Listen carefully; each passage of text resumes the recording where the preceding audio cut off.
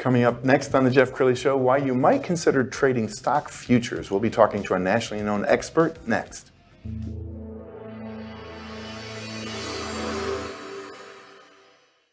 Many are predicting that the worst is yet to come, which is unfortunate, said one person here.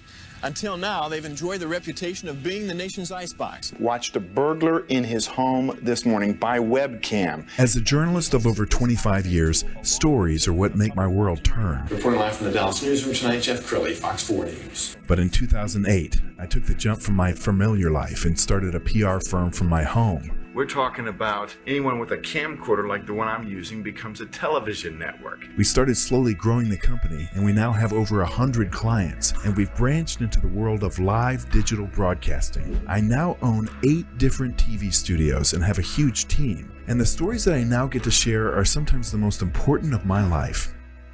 Life has a funny way of coming around full circle. This is the Jeff Crilley Show. Well, I remember Eddie Murphy playing a role in a movie called Trading Places, and he was put in a position of trading stock futures. I think he was doubling down on orange juice or something like that. And at the time I watched it and I thought to myself, what in the world is stock futures? And even today when I see CNBC and they start talking about stock futures, I don't really understand it. That's why I have Todd Heckman in studio. He's with Greenlight Futures. Thanks for coming on the show. Yeah, thank you, Jeff. I appreciate it. All right, well, let's start with like Futures 101. What is a future? Futures contracts are contracts that you can buy or sell. It could be a commodity, it could be a currency, it could be a stock index. There are probably 30 to 40 different types of futures contracts out there.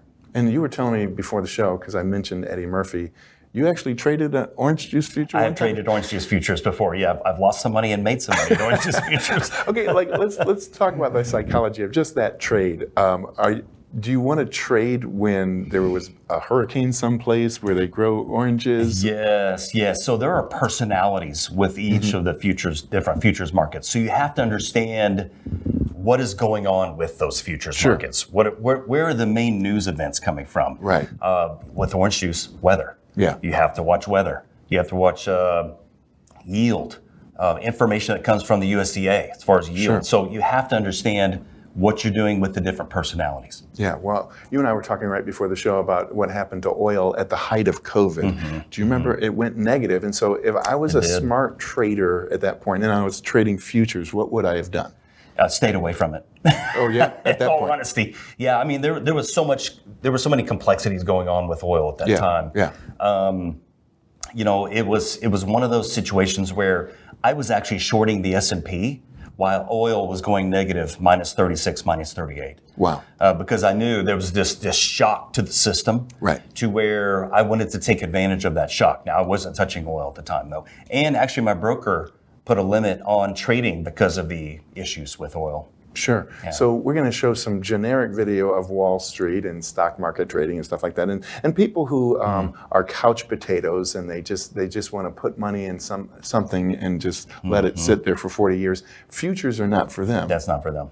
No, in fact, some of my trades actually, and I trade for my personal wealth creation. Some of my trades are within seconds, maybe minutes. Wow. And the good thing about futures is that they're treated as a long-term capital gain. Wow. I could be in for a few minutes and it's a long-term capital gain.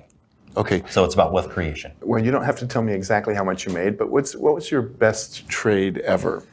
Yeah, I would have to say it was a rebound off of a worst trade ever on gasoline futures. Really? So when you're down about 14,000 within about 5 minutes, and you make that back plus within the next 10 minutes, you learn the volatility and also the money-making opportunity with futures contracts. And I know you're passionate about teaching people about futures and educating them. Yes.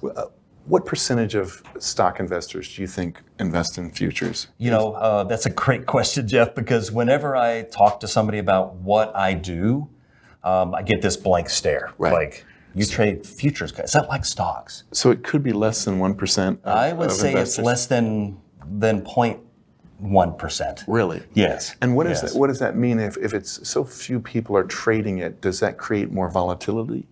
Well, the volatility is coming from the hedge funds and the commercial. Okay. So the institutions are trading and mainly hedging or using futures as a profit mechanism. but the hedge funds control the futures markets. So it's almost like a man versus machine. Yeah. I'm the man. There's a machine and the systemic trading, the algos or algorithms that these large hedge funds use. I'm a big fan of Warren Buffett, and he famously said the secret to making money is to be fearful when others are greedy and greedy when others are fearful. So as you look out over the next 12 months, and the Fed is going to announce something this afternoon. Yeah, 1 o'clock today.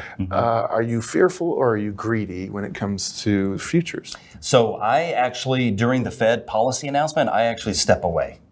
I want to watch and view the results and what's happening with the S&P, with NASDAQ, with Russell, gold. A lot of the currencies, they move with the Fed policy announcement, but you don't know where they're going to move. There's a lot of volatility up and down with those contracts. I want to step away and watch until I can discern where the momentum is going. Do you feel like you should understand the futures that you're trading in?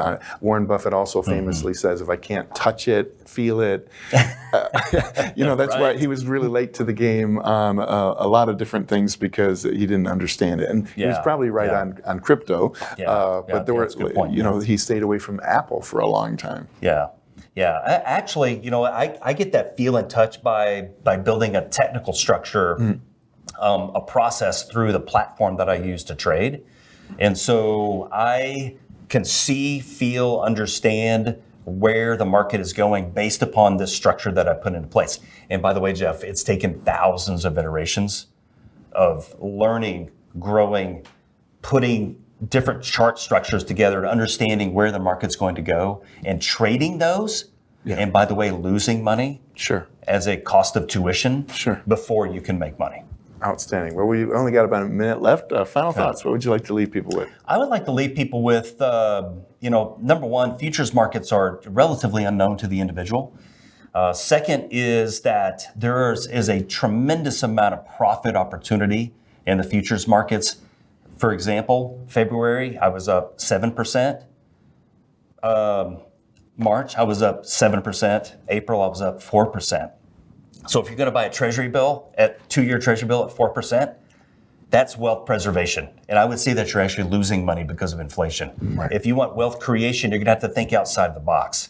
And futures markets are a mechanism, if you do it correctly, if you have the right risk containment strategy or risk mitigation strategy, where you can do it correctly. Outstanding. You've been a great guest. We're going to end with his LinkedIn page. Go ahead and contact him through that. The great Todd Heckman, thanks for coming on the show. Thank you, Jeff. I appreciate it. That's it for now. We'll see you next time.